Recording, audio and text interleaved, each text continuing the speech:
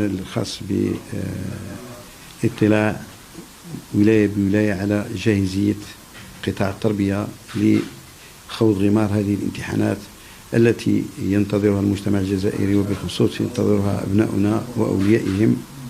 وبالتالي أقول أن في هذا اليوم سنطلع على آخر التحضيرات. كذلك هي مناسبة لي لأطمئن أبنائنا وأقول لهم بأن هذا الامتحان هو يعني امتحان شهادة التعليم المتوسط، وكذلك امتحان شهادة البكالوريا هي امتحانات كسائر الامتحانات. وبالنسبة للبكالوريا فهو امتحان عادي، واحتفظنا بكل يعني